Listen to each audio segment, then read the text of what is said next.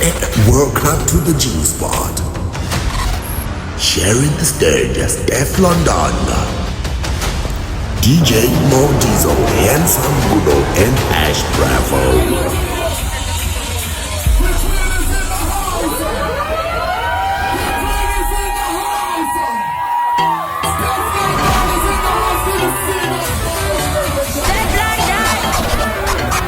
Todo mundo sei, olha lá.